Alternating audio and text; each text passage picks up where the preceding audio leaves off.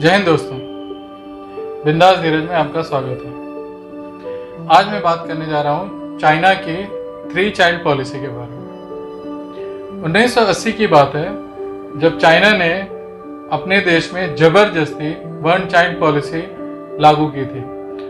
उसका उद्देश्य यह था कि चाइना की बढ़ती हुई जनसंख्या पे जल्दी से जल्दी और ज़्यादा हद तक कंट्रोल किया जा सके। ये काफ़ी हद तक सफल भी रहा। उस वक्त कुछ समझदार बुद्धिजीवियों ने इस बात का विरोध किया था कि अगर यह 1 चाइल्ड पॉलिसी जबरदस्ती लागू की जाती है तो समाज में और देश के लिए यह नुकसानदायक होगी। मगर चाइना की सरकार ने इस बात को नज़रअंदाज कर दिया, सुना नहीं। कुछ दिनों के बाद, कुछ सालों के बाद जब उन्होंने अनुभव किया कि सच में यह हमारे लिए मुश्किल होते जा रहा है, तो उन्होंने 2016 में 2 चाइल्ड पॉलिसी लॉन्च की।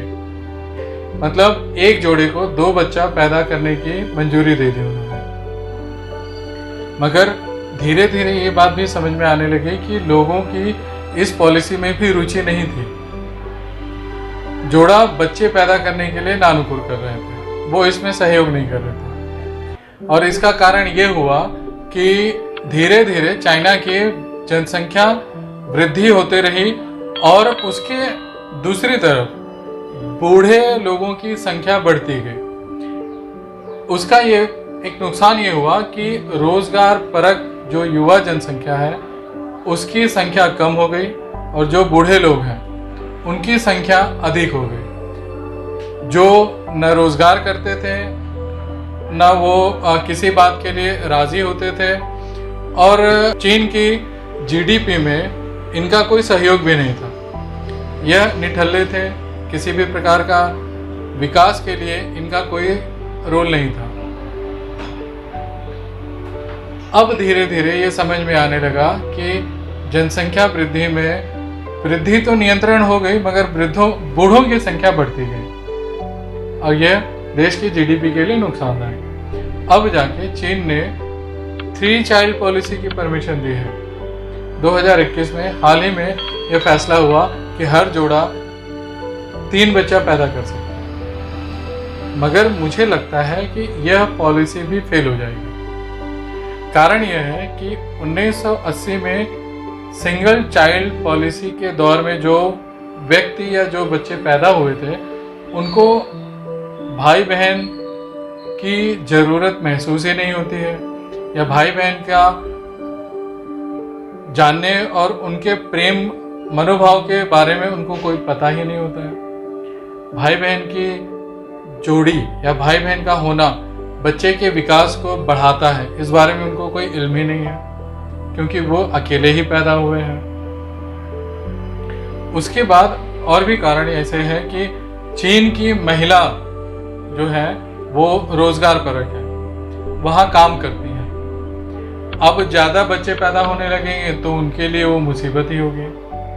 उनको संभालना, उनकी देखभाल करना उनके लिए समस्या पैदा होगी। इसलिए लोग इस नई पॉलिसी में भी रुचि नहीं ले रहे हैं। सिंगल चाइल्ड पॉलिसी तो फेल हुई, डबल चाइल्ड 2 चाइल्ड पॉलिसी भी फेल हो गई है। लोग रुचि ही नहीं ले रहे हैं। इतना ज़्यादा मानसिक टेंशन है, इतने लोग रोजगार कर रहे हैं तो अब बच्चे कहाँ से कोई संभाले। एक ये भी बात आते जा रही है। हर हालत में चीन का ये नुकसान होते जा रहा है। इस कारण चीन की विकास दर भी प्रभावित हुई है।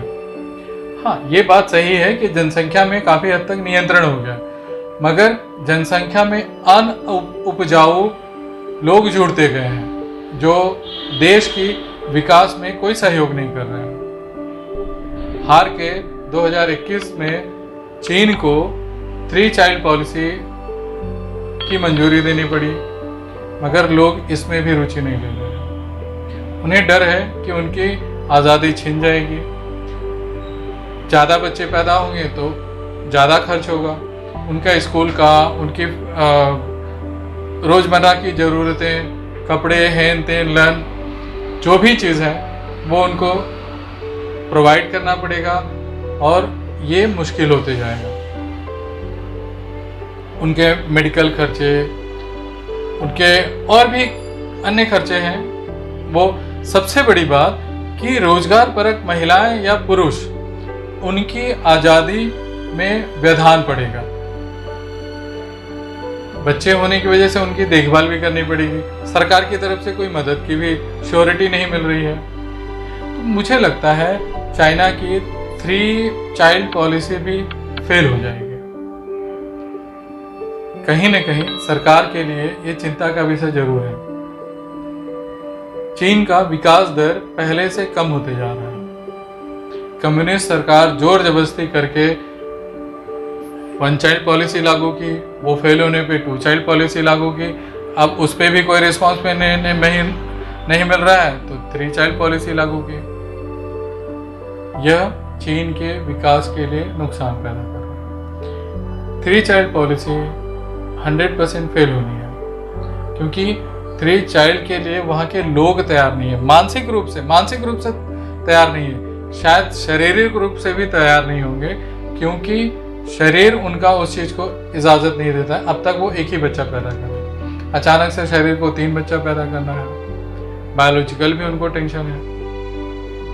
परिवार में बूढ़े बुजुर्ग ज़्यादा हैं या देश में ज़्यादा है तो अराजकता भी फैल रही है, क्योंकि किसी काम के नहीं है। वो न विकास में सहयोग करते हैं, न जनसंख्या में सहयोग करते हैं, न जीडीपी में सहयोग करते हैं, किसी भी चीज़ में नहीं सहयोग करते हैं। और ये चीन के लिए चिंताजनक बात है।